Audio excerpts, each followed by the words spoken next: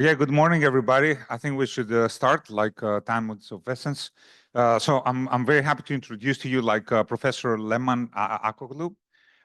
She got her PhD from Carnegie Mellon University, and today she's associate professor at Carnegie Mellon University's Heinz College of Information Systems and Public Policy.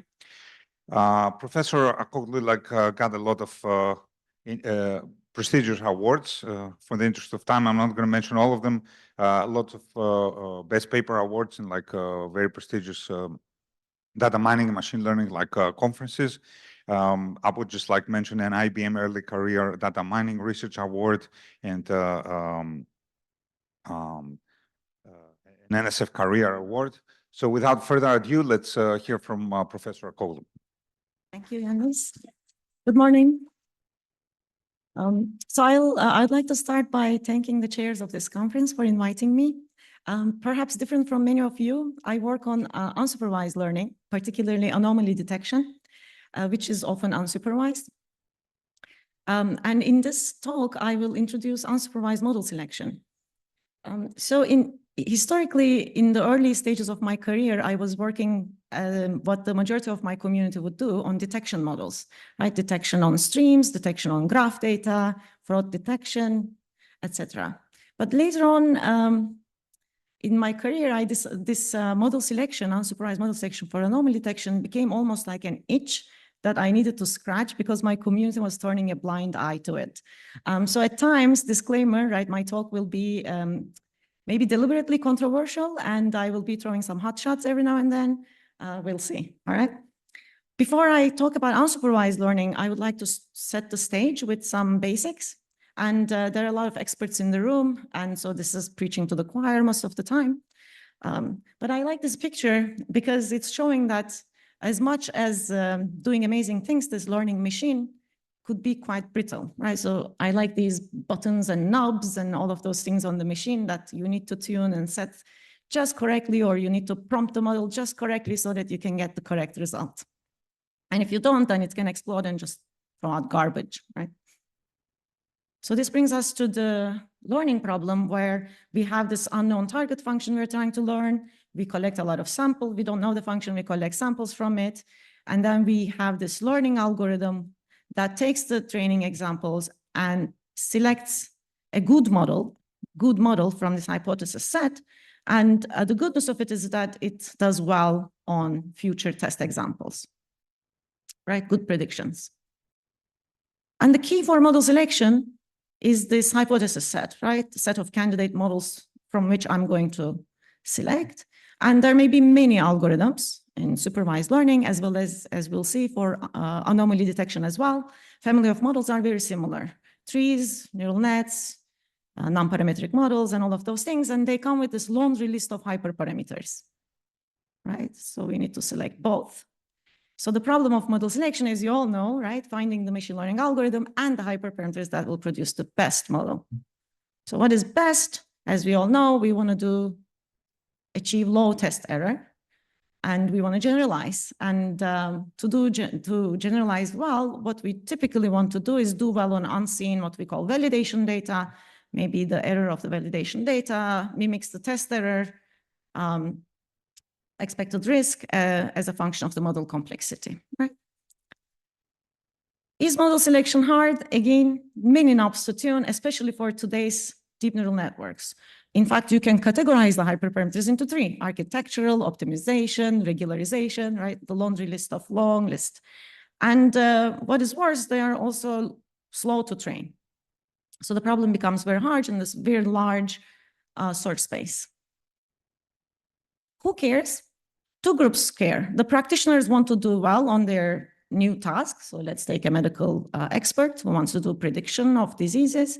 And the research community wants to do a fair comparison of methods and keep accurate record of progress. The supervised community has done quite well historically on putting some rigor on this. This is a survey or a study of survey queries that was posed to people submitting papers to NeurIPS and iClear and all these top ML conferences asking, did you optimize your hyperparameters? Yes, majority of them do. How many hyperparameters? Well, often 3, 5, if not more. Did you tune them? Yes, but although not with sophisticated techniques, there is some. I don't know what manual tuning means. 50% of it is there. How many different sets of hyperparameters did you try? And did you also try as hard as for the baselines as you did for your own method, right?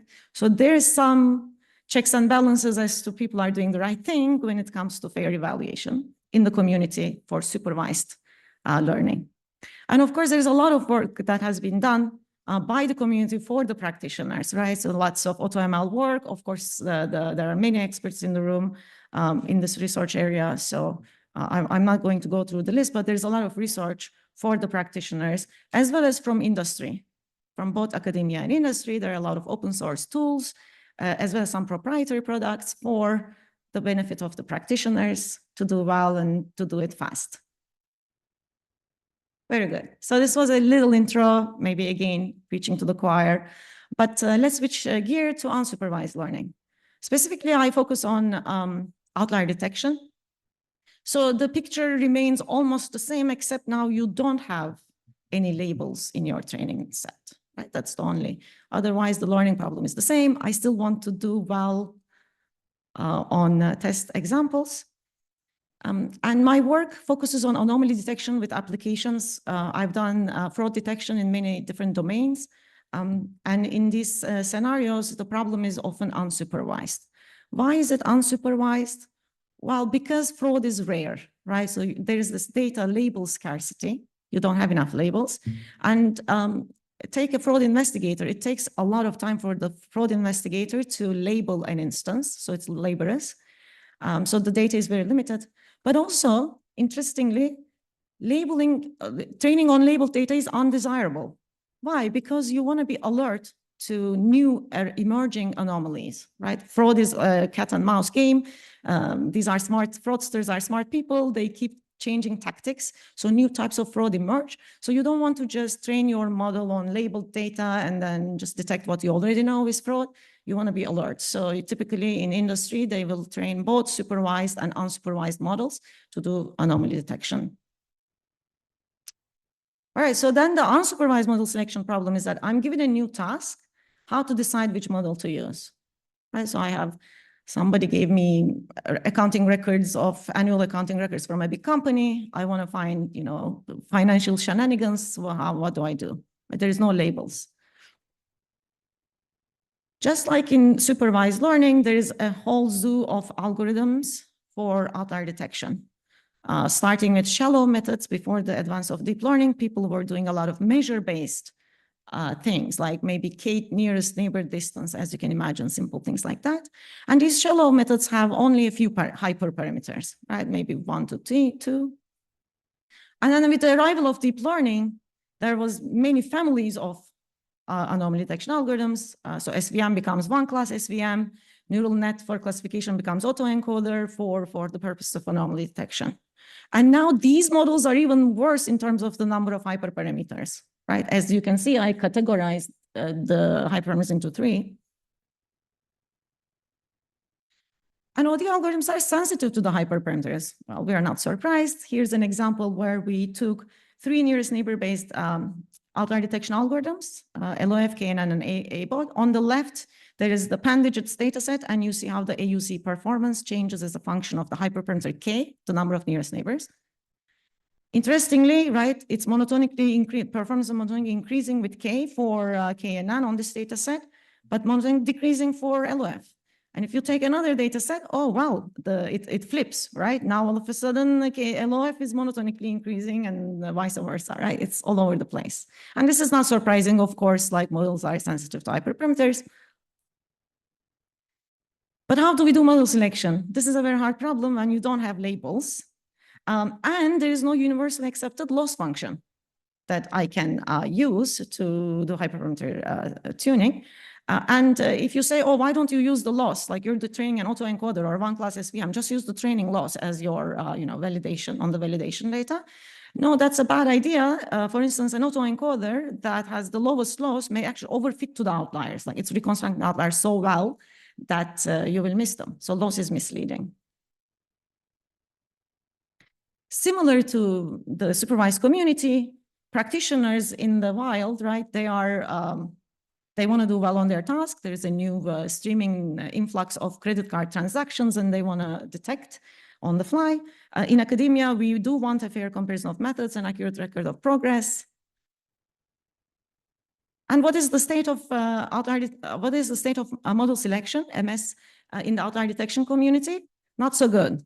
So if you look at practitioners, they are stuck with just use the most popular algorithm, use the author-recommended hyperparameters, resort to ensemble methods, which are known to be more robust to their hyperparameters. And in the literature, researchers are doing all sorts of things, a good K on a favorite outcome, tuning sometimes on the test data. They compare the baselines as auto-recommended hyperparameters, but on different dates. So there's this like black art going on. There is some earlier work from 2015-16 that show that, at least for classical methods, before the arrival of deep models, those classical outlier detection algorithms are very sensitive to their hyperparameters. All of these evaluation surveys show that. And in fact, Goldstein and Uchita, here I cite at the top, they say that to do fair comparison, don't just pick one hyperparameter. If you don't know how to pick, just evaluate on bunch of different hyperparameter configurations and report the average performance. That average would be the expected performance if you randomly picked a hyperparameter, if you didn't know what else to do, right? And in the absence of labels, that would be fair. And to give some credit to some people that do rigorous evaluation in the setting, here's a paper, right, which is doing streaming outlier detection. And they take all these many algorithms, streaming outlier detection algorithms in green, and they give you a list of hyperparameters over which they will evaluate the model. And then they report the average performance on the y-axis as a function of time it takes for them to do that. And they put some error bars and variances and so on. So this is a good paper, right? This is doing the fair evaluation on, different number of hyperparameters, average performance. But of course, this is costly. You need to now build or train all these candidates models to evaluate, and this is expensive, and people are rushing in a gold rush to, publish papers. So what has been done?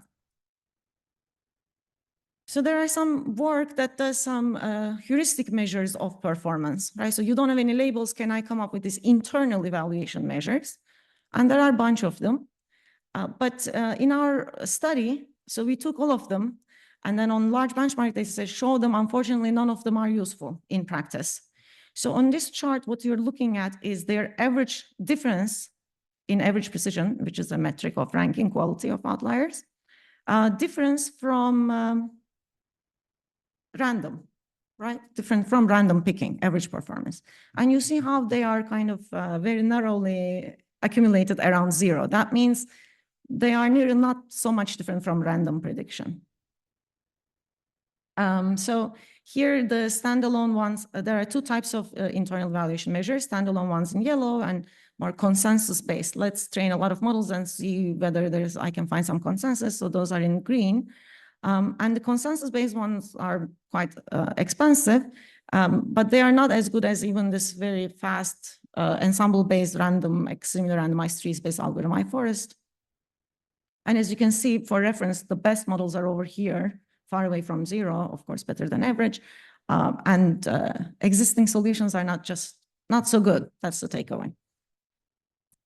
So with the arrival of deep outlier detection techniques, things has gotten somewhat out of control. So here is a bunch of deep outlier detection algorithms from different families. And then if you look at the experiment section, the devil is in the evaluation usually, right? You see that, oh, I pick the best lambda on test data. I pick the best new on test data. Here, I use some 10% of the test data to tune, etc., right? So since when it is okay to tune on test data is debatable. The list continues. So here are some, again, famous algorithms in deep outlier detection literature. If you look at the experiments, I show you some snippets. On this data set, we use this configuration. On this data set, we use this other configuration. Okay, neutral. So, okay, on these data sets, this model, on these other data sets, this one, right?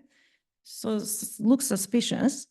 So something is going on as to sort of sneaking into the test results and then tuning things and making hyperparameter decisions, because there is really nowhere to go. There is no rigorous way to do model selection for unsupervised learning, at least as early as 5 years ago. And if you look at survey papers on deep outlier detection methods, these are 1, 2, 3 very prominent survey papers in this. There is near zero mention of this being actually a challenge, which is very surprising. And so at that point, reading, like with the arrival of these plethora of new algorithms for deep outlier detection and seeing that the evaluation is sort of questionable, why is nobody talking about this, right? Why are we picking K5 for this data set, K50 for this other data set? And the elephant in the room is this obvious problem that no one wants to talk about, right? It's there, but let's not talk about it, right? We'll just pick 50. So then I decided to be the one that will talk about the elephant in the room. And so we took these famous popular deep outlier detection algorithms. We took the author recommended hyperparameters in the paper, and then we sort of searched, put hyperparameter values around it. So if they use, let's say, number of layers 3, we use 2, 3, 4. If they use learning rate blah, we looked a little bit less, a little bit more, right? So just around hyperparameters that people have used, and looked at how sensitive these models are to the choice of hyperparameters, even if you change them a little bit, right? And some of them, as you can see, have as many as like 7 hyperparameters. So what did we get? Here's what we got. They are very sensitive. The variance is very large. So here, deep SVDD in green on one data set versus another. You see that, and each dot is a model, right, with a different hyperparameter configuration. So we have been training, because you have like 7 hyperparameters, and if you use 3 numbers, 3 different values for each, 3 times, 3 times, 3 times, like this becomes hundreds of models that you're looking at very quickly. And this is hundreds of models. You see how the performance variation is very, very large. So that's what I try to indicate. This is true for almost all deep models on different data sets. Just to give you a gist, I'm showing you 3 algorithms. And if you look at the average performance, what Uchida recommended, right? If you don't know, just pick at random. Then you get the blue rectangle, right? Square, the performance, average performance. And in red dashed lines, I'm showing you the reported performance on that data set by the corresponding paper. What do you see? Systematic over-reporting, right? Okay, something is going on, right? They are probably picking hyperparameters by sneaking into test data. So systematic over-performance. So probably tuning on test data. And there is this notion of, oh, deep models are the best, right? They're much better than shallow models. And you know why they're better? Because they can overfit better, right? And so, in fact, if you look at their average performance, they can be worse than shallow models sometimes. Although they do have some configurations that do significantly better, especially for like high-dimensional data sets like images and graphs. But how do we find these good configurations, right? Okay, so that's the takeaway from these analyses. And I've been a little critical so far, deliberately. From here onwards, we're going to talk about a little bit of methods. How do we do unsupervised model selection in the absence of labels? I'm focusing particularly on anomaly detection, but there are maybe several other applications in the unsupervised learning area. So this is my outline. So I'm going to introduce a few techniques that we have been inventing in the last 4 or 5 years. Again, this has been an itch that I needed to scratch. So I've been working on this area for the last 4 or 5 years. With the arrival of self-supervised learning, right? I think Jan LeCun said it's the cherry on the cake. And so we needed to, cherry on the cake is the supervised learning and the cake itself is the self-supervised learning. So with the arrival of that notion, another flood of self-supervised outlier detection methods came in. I'm going to talk about the issues there. And then some exciting new stuff at the end, right? So zero-shot outlier detection with the arrival of in-context learning and big transformer models and so on. So let's get started. So the key notion in unsupervised model selection is meta-learning.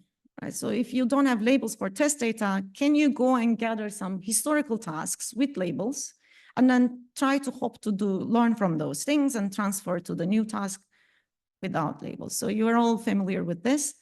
And to this end, this meta-learning being the key notion, what's the simplest thing we can do? In 2021, we came up with this meta-OD algorithm. Given a database of outlier detection tasks, they are with labels, right? You're collecting benchmark data set with labels. And here we predefined a set of outlier detection algorithms, maybe M models.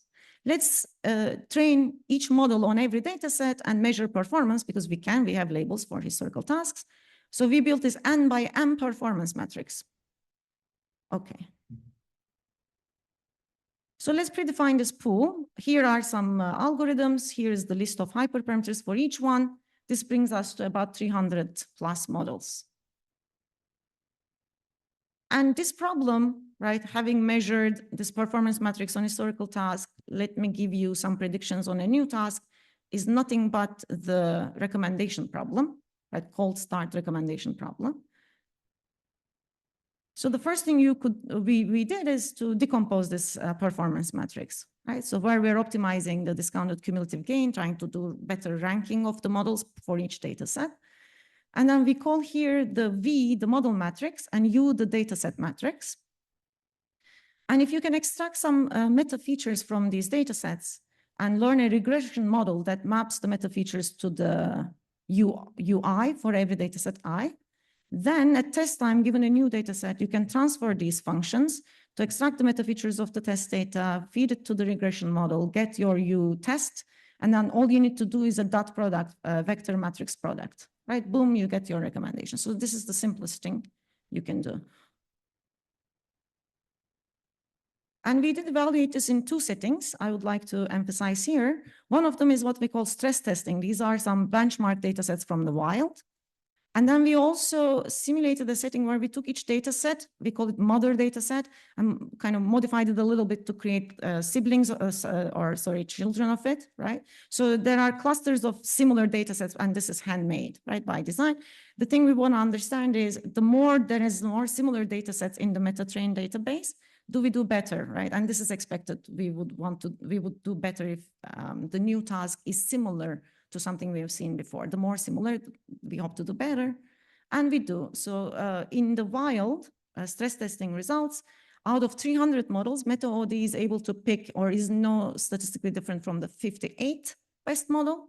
And if you go to the controlled environment where we have a lot similar data sets, mother-child, then we are as good as the fourth best model. So we go from 58 to the fourth best, which means that similarity of data sets really matter.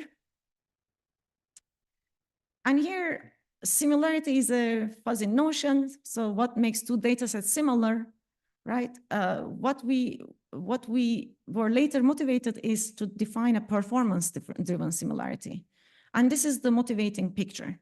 So in this picture, every dot is a data set. And every dot is a pair of data sets. And then you're looking at the average, their similarity by meta features. Not average, their similarity by meta features that we extract, and the similarity of models with respect to average precision on these models on which these data sets are evaluated. And you see very weak correlation, if anything at all, right? So the data set similarity does not really correlate with performance similarity. And this is true even more so on the wild data sets in red, and in the controlled setting, the mother-child setting, right? The positive correlation is a little bit there, but not really. So we need to discard this meta feature-based similarity and get back to performance-based similarity because that's what matters. So in this paper, this is what we did. You don't need to ingest all of the figure. What we were going to talk about here is using the meta training data sets, let's learn a function that tells me that predicts the performance difference between two models, J and J prime, on a given data set. So I'm learning to predict the performance difference from all sorts of internal performance measures that I talked about earlier, the heuristic measures and all of that. So this performance-driven similarity will feed into a loop of predicting what models are likely to do well, and then this kind of SMBO style iterative picking of the next best thing, and adding it to the loop. So there is this adaptive expansion of models. So as you can see, this is the sequential solution. Being sequential, it's a little slow. So here you're looking at the runtime versus performance in average rank. Lower is better, rank lower is better. So elect this sequential performance-driven similarity is better than meta-OD, right? It's a little better, the rank is lower, but also a little slower. So it's a trade-off. They're both in the Pareto front compared to some other baselines over here. Okay, so you're trading off sort of time with performance. So far, so good. But the issue so far is that these are using fixed candidate pools. So I'm evaluating the expected improvement on a fixed candidate pool. I'm pre-evaluating on a fixed candidate pool. So they're not doing continuous hyperparameter search, which we wanted to do.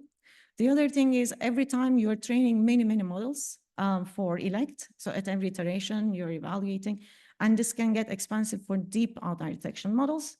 So later on, we looked at how to bring in hypernetworks. So let me explain here more in detail.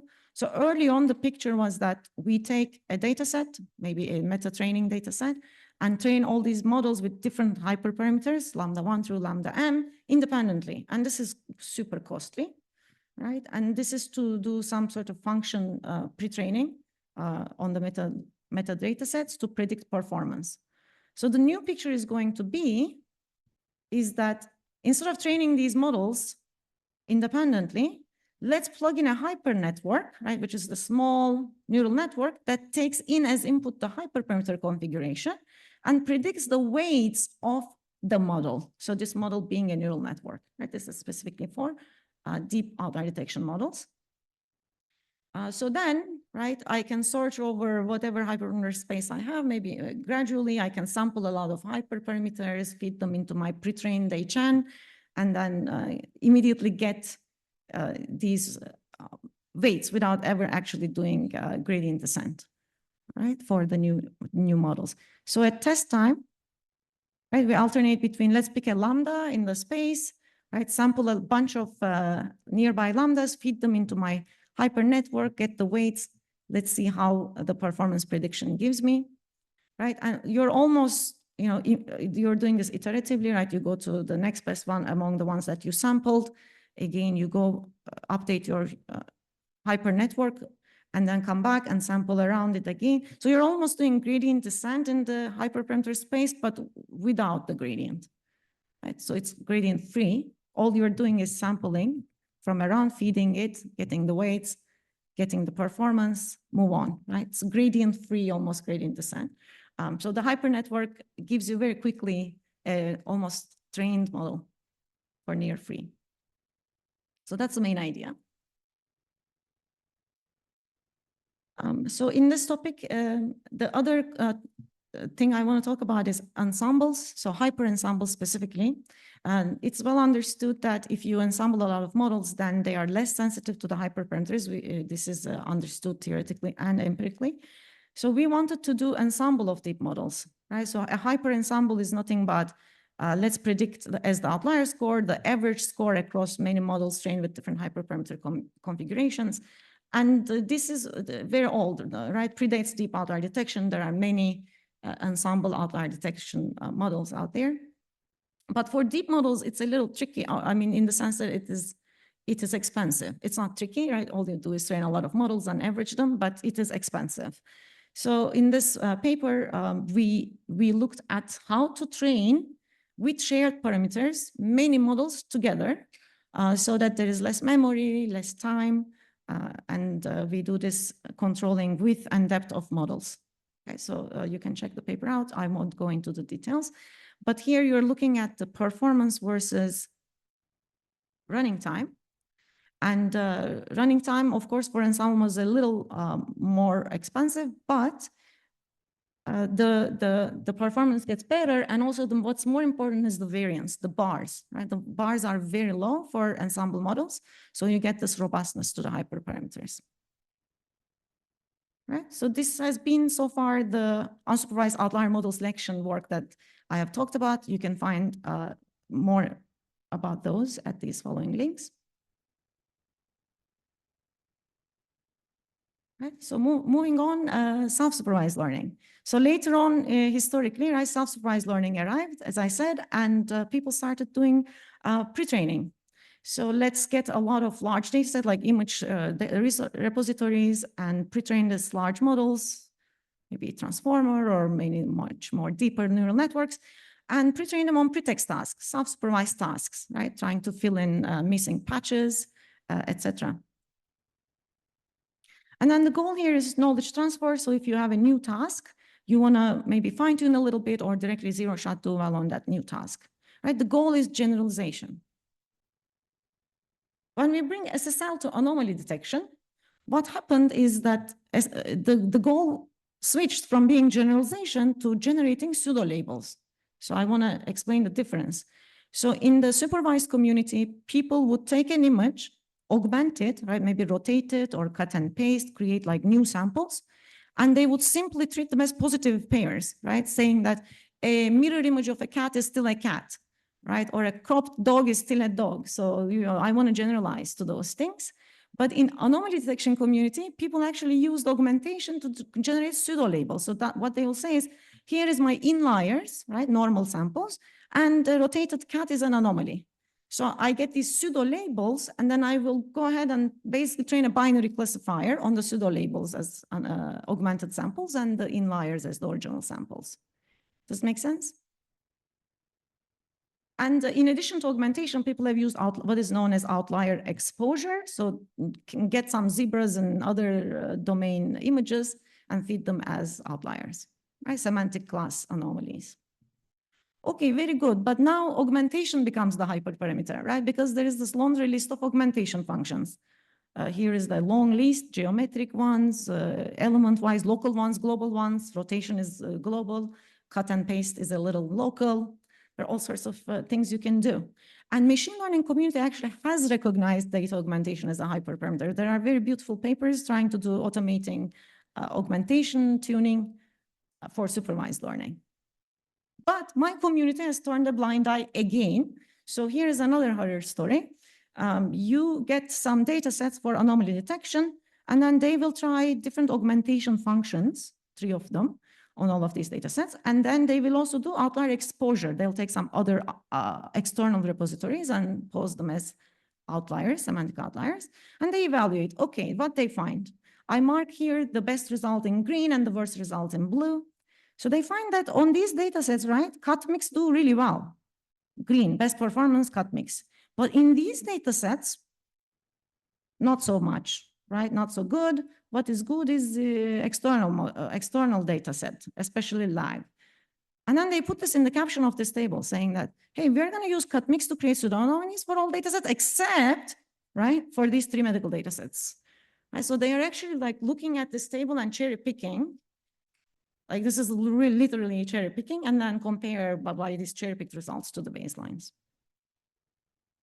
So then again, we went and said, how sensitive are things to the choice of augmentation, right? So we took a lot of data sets and then we injected controlled anomalies to them, so known type of anomalies. So generating function here is that maybe I will generate cutout anomalies or flip anomalies. So these are, we're simulating, right? This is very controlled, knowing that I know the type of anomaly the data set have. And then we also took some in the wild test beds where we don't know the type of anomalies per se. So here, what we found is that the more the augmentation aligns with the type of anomaly the data set have, the better the performance, right? So in this, maybe let me zoom in. So this is the embedding space. In the embedding space, you have the inlier points, and then you have the augmented samples. Again, you don't have true anomalies, right? You don't know them, even though they may be there. You augment the inliers. These will be the orange samples, okay? And then if the test anomalies, the red ones, are on top of the augmented anomalies, then AUC is very high. If they are not aligned, then AUC is very bad. So this is not at all surprising, right? If you imagine the anomalies like your pseudo labels, and it aligns with what the true anomalies out there, then you will do well. If not, you can do even worse. So here is a result that shows difference in AUC. from the best choice. So remember that we were taking maybe cat images, right? We were applying a generating function for the anomalies. Maybe we are generating anomalies with cutout. And then turns out if you do augmentation SSL with cutout, you do very well. But if you use something else, then you do worse. So performance can actually degrade, right?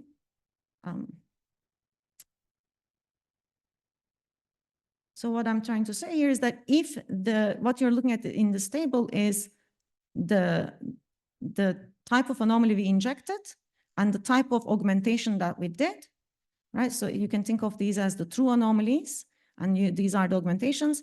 And if they align the diagonal, the performance is very good. If they don't, the performance can be near random, like really bad. I hope you're able to ingest this. And this is true for different models, DAE, DeepSAD, these are different models, right? If the alignment is there, you do well. If not, you do bad. You can hurt the performance. And this is true for real data sets too, not only in this controlled environment. In scenarios where we don't know what the true anomalies come from, you still do well with some augmentation functions, like rotate seems to be a gold like star here. And a lot of people in my community use rotate for self-supervised outlier detection. But if you use something else, then you can actually hurt performance. So it is important to select properly. And towards self-tuning outlier detection, we have worked on basically the principle of transduction, saying that don't imagine what the anomalies look like. Rather, when you get the unlabeled data with the test anomalies in it, you can try to align your augmentation to the test data. Right? This is the notion of transduction from Wapnick back in the day, saying that don't try to solve a more general intermediate problem, just solve the problem at hand. So don't try to imagine what test data will look like, just given the test data at hand, try to align your augmentation to it. That's the main idea. So what we are trying to do is, given the test data, right, try to find augmented samples combined with trained samples. The agreement to the test is as high as possible. So this is distributional alignment, if you will. And here we proposed a measure, alignment measure, we call it alignment validation loss, unsupervised, to do it. And if this loss is low, meaning alignment is good, the performance is very good. If the loss is high, the alignment is poor. Again, augmented samples are far away from true samples.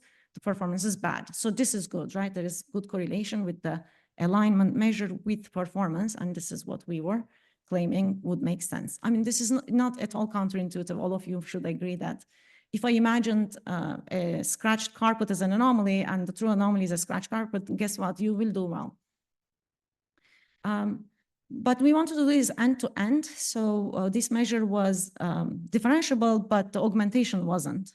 So we would augment differently, feed it to the validation loss, get the best model. So it's almost like a grid search. But later on, we designed some differentiable augmentation functions here. And then at test time, we're dynamically end-to-end trying to minimize this alignment validation loss, which is already differentiable, with the hyperparameters of the augmentation end-to-end. Okay, so that's the next piece of work. And if you do that, right, if you do align and tune the augmentation as a hyperparameter, you do better than the baselines. These are some pairwise statistical tests. The lower the p-value, the more significant, the better our proposed model is. And this is true on real data sets with subtle anomalies. So there is this MV Tech data set where you have some industrial objects like tiles, and they may be broken or cracked, or there may be oil spill on the tile. So these like subtle anomalies. And across all these anomalies also, we achieve a low p-value against the baselines. Okay, so tuning really matters. And it learns all sorts of things. It learns the cut size. So there are some ditches in this little like dots and dents in these balls. So we learn that. So on the left, these are two types of anomalies. On the right, we learn that little dot may be an anomaly. If the real anomaly is missing balls, right, missing nails in the ball, then we also learn cut diff to be, right, these empty spaces, and we learn size properly. So it matters. But there are things we cannot learn. So there are other examples we can do well, but let's look at the failure case. So for instance, if there is a little scratch on a carpet or sort of like textile, then this cut diff, because it's so thin, it cannot learn this aspect ratio very well. Even though other aspect ratios, it's able to capture like this kind of thing. So it is limited. But then designing differentiable augmentation functions is the challenge here. Okay, so how much time do I have? Maybe I'm doing well on time, I believe. Okay. All right, so so far this has been the kind of work. I wanted to give you a gist of what is the state of affairs in the outlier detection community and what we have done for outlier model selection. So now I want to shift gears to some emerging phenomena, the in-context learning with transformers and prior data-fitted networks, right? So the story is that I meet Frank last year at KDD, right? And he received his test of time well-deserved award. And we were chatting and he told me about, oh, we're doing this classification on tabular data sets with just a feed-forward pass on a large transformer and so on and so forth. I'm like, can I do this for outlier detection? And he's like, yeah, you can pre-train on some prior and let's see what happens. So of course I had to teach right after KDD and things got busy. But eventually after my teaching was over, I got to it this summer and we got some surprising results that I want to share. So this you can think of application of prior data fitted networks to outlier detection. And then this bears the question, maybe we don't need to do model selection anymore. Like maybe that question is thrown out of the window to some extent, right? Let me share the results. So, but some basics of prior data fitted networks, although there are many experts in the room, right? Maybe those of you who haven't seen it, what you do is you define a data prior, you simulate a lot of data sets. And these are, by the way, from the papers by Frank on the top. I think the seminal paper it shows that you simulate a lot of data sets from the prior, and then you go ahead and train a large transformer model that takes in the training data as well as a test sample as input context, and then learns to predict the output of the test sample. Right, so this is the pre-training phase. And then at test time, you may get a new test data set. But with the train test split, right? You feed the whole train as the context, and then it can predict, having been pre-trained. And there's this notion of sample to sample attention, right? So think of X1 through X3 in this picture, the training samples, and X4 and X5. So those are going to attend to the training sample. So there is this notion of non-parametrics, right? So it's super interesting. So we apply to outlier detection in the following sense. Early on the left, you take a data set, train your outlier detection model, and hopefully do hyperparameter tuning too. You would get F, and then you would feed your test data, which could be in the translactive setting the same as the train data, and it would spit out outlier scores. Now what we're going to do is we're going to define a data prior, simulate some labeled data sets, which you can, and then pre-train this transformer F on this labeled simulated data sets. And then we're going to get, in the test phase, we're going to get real world benchmark data sets, feed them as context to the pre-trained PFN, and then get the outlier scores, okay? So this is a preprint. I just finished this work, actually. I was rushing to finish it for this talk last week. So it's on archive now. Maybe it went out 2 days ago, sorry. But it works surprisingly well in the following sense. We use the very basic prior. So sitting with my master's student, I said, why don't you just give it a shot, right? Meaning that you just simulate from a GMM. Don't try too hard, right? Let's start, see how far this goes. So eventually we got to a GMM with up to 5 clusters, up to 100 dimensions, and we injected subspace outliers, right? So we are picking a few sub-dimensions and then inflating the covariance to simulate the outliers. It's like subspace outliers. And those could be in any subspace from 1 to 100, right? Some subtle to very glaring. And so that's my labeled simulated data sets that I'm pre-training on. How well does it do? Across 57 real-world data sets, again, we're evaluating on real-world data sets, against 30 baselines, it does as best as the second best baseline. And these baselines include some of the state-of-the-art, including diffusion-based models, the latest and the best. Right, so over here, you're looking at our proposed, the PFN, right? And here, these are the top 10 model results, and these are the average versions of them, because again, they were cherry picking the hyperparameters here. So we tried other hyperparameters and reporting the average. So what we see is these are the p-values against, so we're doing paired test, our model versus the baseline, right? Our model versus the baseline across all data sets versus data sets with less than 100 dimensions, because that aligns with the pre-training setting, right? I'm only pre-training on up to 100, but we also see if we generalize beyond 100, right? Maybe let's take data sets with less than 500, because we have some image data sets here. They convert to embeddings like more than 500 dimensions, so we exclude those and do the test again. So if you look at the test results on all data sets, the p-value quickly gets quite high, right? So this is what I mean. The best model p-value is 0.01. Second best is already 0.1. So we are statistically no different from the second best model on all the benchmark data sets.